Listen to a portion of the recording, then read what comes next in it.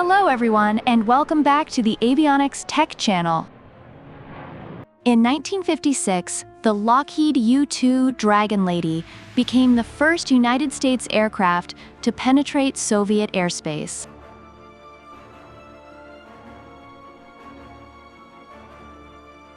At the time, the US military believed that Russia had similar radar capabilities to themselves.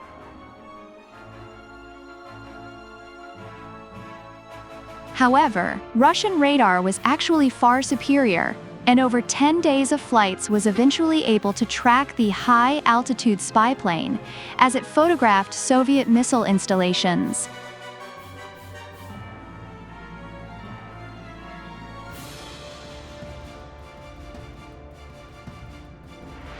This would begin a cat-and-mouse game that would last decades and results in 5 U-2 being shot down by Russia's allies, the PRC.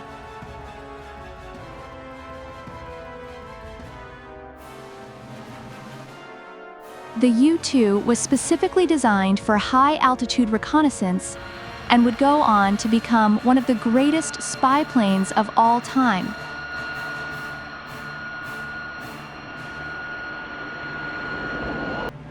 Though only 104 of these highly unique aircraft were produced, there are still some flying missions to this day, nearly 70 years later.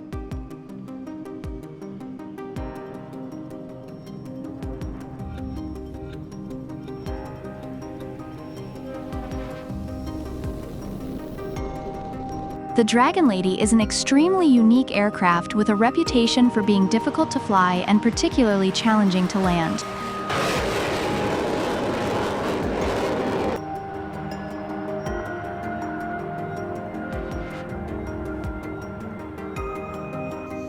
It also requires pilots to undergo a rather crazy routine before they can be cleared to fly.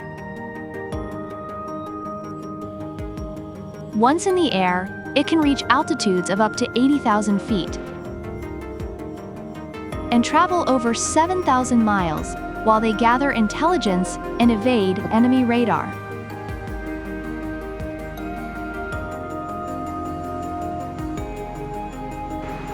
While the pilots prepare for their mission, the U-2 undergoes an extensive pre-flight process.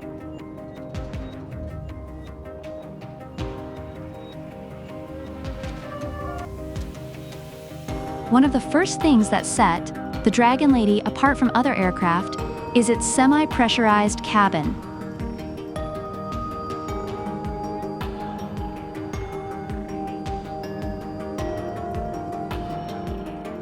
This is why pilots need to wear special pressurized flight suits that strongly resemble astronaut suits.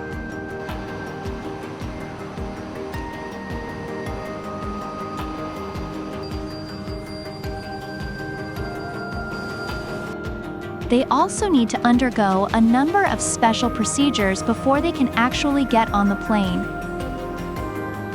To ensure the pilot gets the oxygen they need throughout, the Flight U-2 is pumped directly into the suit itself.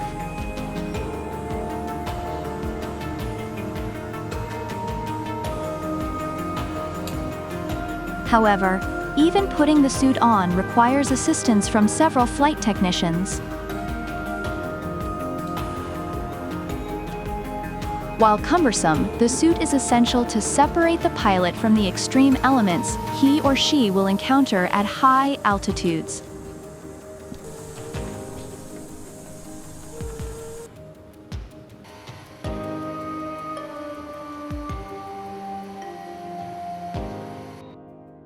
Preventing a medical emergency is priority number 1 for the U-2 team. In fact, before the pilot is even cleared to fly, he or she must discuss many personal details with the attending physician.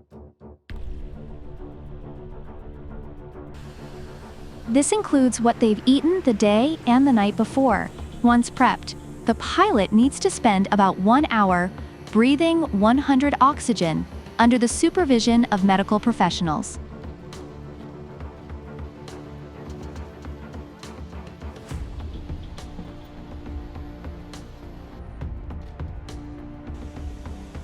This process is designed to remove nitrogen from the pilot's bloodstream, reducing the chances of the pilots suffering from hypoxia during the flight.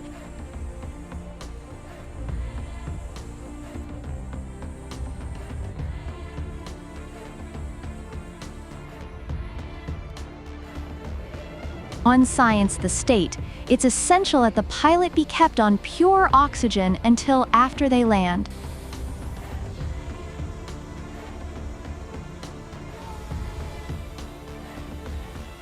This is why the suit is fitted with a portable oxygen supply.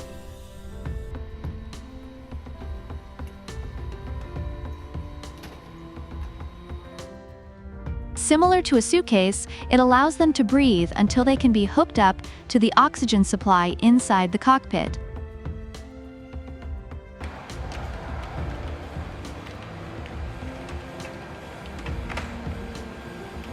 Once the pilot arrives, they are directed into the cockpit where they are secured in place and hooked up to the local oxygen supply.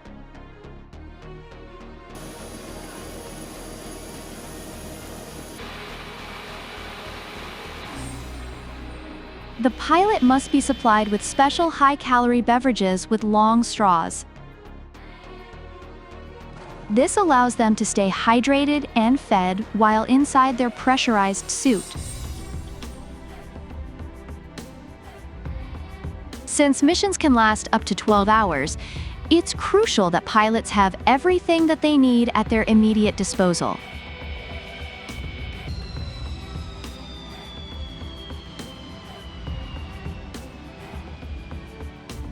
Once cleared for flight, the pilot will begin taxiing the aircraft onto the runway for takeoff.